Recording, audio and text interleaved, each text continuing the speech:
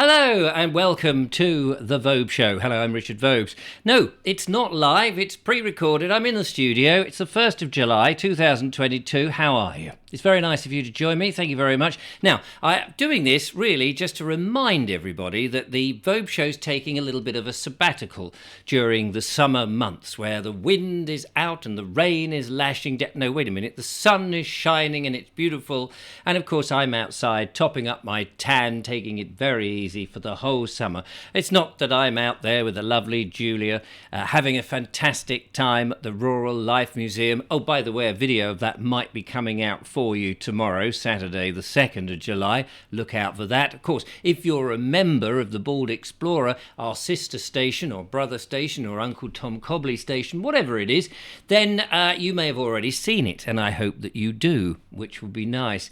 But in the meantime, I just wanted to reassure you, especially the algorithm on YouTube, that we're still here, we're still alive, and we're still going to provide some form of content. Now, that form has yet to sort of percolate into my tiny brain. I have no idea quite yet what it is going to be. It may well be just me sitting here burbling along, talking rubbish, which is pretty much what the Vobes Show was, with the lovely Julia assisting. Hello, lovely Julia. Hello. She's not actually here today. She's very tired. We've been working ever so hard, as you can imagine, and she's got children. And that is enough. That is enough of an excuse to be tired. And if you've got children, you'll know exactly what it's like. Actually, I bumped into my 25, 26? I don't know. Billy. Yeah, some years ago. Anyway, he was born. Bumped into him this morning, looking radiant. He's already planning more holidays. He's been to Jamaica and Greece this year. I've not been out of the country, to be honest with you. But he did tell me, as he works in the hospital, that Worthing Hospital, where I live, you no longer have to wear a mask. Oh, joy of joys. You can go to the hospital and actually imagine that it's normal world. Yes, he said, blimey. He says it's so nice to get back. It's as if COVID, oh, sorry, not supposed to say that word, am I? That thing that we went through, you know, the pandemic business, never happened. And it was only about a week or so ago that they've managed to rip off the old face nappies, and I'm very pleased to hear it. It might mean that I could get up to Moorfields Eye Hospital now and have my eye swiveled, because obviously I'm an eye swiveling moron. Yes, you may not know this, I've got one eye. Yeah, Vobie, one-eyed Kenobi, get it? Yeah, easy. And I have to, well, I'm supposed to, when I had the prosthetic eye put in, which is only acrylic, by the way. It's not actually a glass eye. It's not like a marble that, you know, hit me on the back of the head, it falls out and rolls across the table down the street. Doesn't do that. That would be hilarious if it did, and I would be doing that at every opportunity. If I could sneeze and the eye could come flying out like that. I mean, it can. The potential is that it can come flying out. But of course, we're all trained to shut our eyes when we sneeze. But if I could train myself to do that, even if it came out, the actual eye is like a shell, you know, like a seashell. She sells seashells on the seashore. She doesn't sell false eyes, not at all. You try saying that when you're only drinking a mug of hot tea. Cheers. Delicious. But if I could make it come out in a little roll, that would be hilarious, because it's lovely to see people's effects. I mean, I can actually swivel it round, and I have swiveled it round once, accidentally actually, when I went to the supermarket near me and did a bit of shopping, and everyone was looking a bit cock-eyed at me, and yet I was definitely, literally looking cock-eyed at them, and that was hilarious. It's always good to look cock-eyed. Anyway, don't know how we got onto that subject, but there we are. So, taking it very easy after our little working out. Now, the Bald Explorer, of course, is still going. The Vobes Show, not so much on the live stuff, but we are going to be doing something like this. So many times you might get just me, but also I'm hoping that I can twist her arm, and I'm sure it won't take much of a twist, to get the lovely Julia to join me, and we will talk about various subjects. So now, this is where the audience interaction used to be brilliant, because we could read out the comments. Now, there's no comments coming in, so we want your emails. Yes, email us about something that you've heard in the show, and we will read it out and comment Tate on it. Also, I want to know the subjects that interest you. You know, there's lots of these sort of what do you call them, radio shows that are online now, and they all say, "This show is your show. It's all about you. You tell us what you want to talk about. You can talk about anything. It's your show." And I think to myself, it's not really my show, is it? Because it doesn't say the Vobes Show at the beginning. It says the name of their show. And also they probably vet the calls. And if I turned up and said, well, I'd like to just come on the show and present it for you, show you how it's done, you know, I'm sure they would say, no, sorry, you can't do that. So it's not really my show. So I'm not even going to pretend that this is your show. However, we would like to know the sort of things that you would like us to gabble about, because we have a very weird and perhaps warped, well, when I say we, maybe it's more me, has a weird and warped outlook on the world. You know, I have this sort of old England view of how things used to be done and how marvellous it used to be in the old days, and let's not throw the baby out with the bathwater. That while I don't want to go back in time per se, even if I could, which of course I can't, which is a bit of a shame, there's things that we used to do that I really think is worth holding on to. I still want to make sure that we've got penicillin and that we can do brain surgery or eye transplants and have the digital communication. I still want all the goodies. You see, we're in that time, aren't we, at the moment, where we've got the best. We can pick and choose. We can take the stuff from the past, the best bits, and we can have the stuff from the modern bits. But some reason, I don't know why it is, we don't actually take advantage of any of that. We just stick with what we're given. Now, you might think that we're all free-thinking and we can have our own will, but I think you'll find that we're a bit wrong in that. I don't know that we can do our own thing anymore. It seems that the mainstream media is telling us a whole load of stuff, and not all of it is true. I mean, take the last 2 years, you know. There was a whole time when we were told that this was happening, and then we later discover perhaps that wasn't happening after all, you know. A certain thing maybe didn't happen with pangolins. Was it pangolins? I can't remember the name of the thing. These bats that went to these weird things in a continent across the other side of the world, whose name I cannot possibly say in case somebody comes in and closes the door on me, and I would hate that to happen. But if I was to say something like, you know, you get a lot of ceramics in the kitchen that are made like this and glazed, and some of them are bone, you might get where I'm talking about, indeed. So, yeah, there's, was it the pangolins, or did this thing that we've all had to shut ourselves away from and go, no, don't get me, you harmless thing, you, was it escaped from some laboratory? Maybe it was Dexter's Lab. My children used to watch Dexter's Lab endlessly on the Cartoon Network when we had, in the old days, those satellite things that used to sit on the front of houses before the digital revolution that we've got today. And it was free back then. Yeah, not like when we signed up to that thing that's up there in the... Oh, now, I don't want to mention a name, but you know where the clouds form in the blue...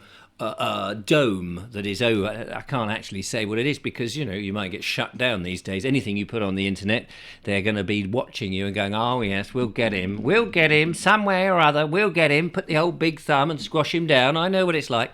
Anyway, we subscribed as a family when I was married and the children were young, and we had one of these boxes that connected to these satellite things and you could get it in. And then one day the box went wrong. It broke down, bit like me just then. It broke down. And it was £60 to replace it. So I rang them up on their number and said, hello, look, this box we've got is broken down. They said, oh, yes, don't worry about that. We'll send you another one. It's £60. Put it on your bill. I said, no, you won't, mate. No. It's your box. It's broken down. The service we're paying for, we can't get... not paying for the box. Oh, well, I'm ever so sorry, mate. You'll have to pay for the box. I said, in that case... get rid of the account. We don't want the account at all. Thank you very much. And if you don't take your box away within the next 10 days, I'm putting it outside. And then if you don't come and collect the box and it's outside, I'm going to charge you. You can send me as many invoices as you like. but I'm going to send you invoices. And do you know what I actually did? I used to do that with companies that annoyed me, nearly swore then. I used to do that because, like sometimes you get these, they send you their invoices, or they, we're going to charge you an extra bit. And I used to send them an invoice for wasting my time. I said, if you want me to pay this and you're getting all this, every time you send me something through the post, I'm going to charge you. I thought, I'll do it like solicitors do. They charge it, oh, well, it's going to take me about an hour to get my checkbook out, find my pen and write you a check. That's very inconvenient, and I'm going to charge you £500 for the privilege to get to write the check. It's going to cost you, so it's actually costing you more. So perhaps we should nub it out. I don't think they actually took me very seriously, but you should charge for your time. Anyway, that was when I was subscribed to all of that. But we can take the best of everything, can't we, in this day and age? And I like to look back and see what good things, which is why I've got my essay. And at the moment, with the price of electricity and the price of gas all going through the roof, I am very pleased to be able to have something, a fuel that was grown in this country and is fueling my heat at the hot water in the house. It's fueling the food that I cook, which is rather nice, and it's drying my clothes. I'm not actually using fuel that came from anywhere. So my carbon footprint is neutral. You might think, hang on a minute, because you're burning wood, aren't you? But the wood originally, those trees, they sucked in all this carbon, and I'm burning it. It's just putting the same carbon back into the atmosphere. But the thing is, I don't believe any of that anyway. I don't think that this is a bad thing, because we are a carbon-based life form and that we need the CO2 for plants to grow. That's why these specialists who grow things like tomatoes and various salad crops and whatever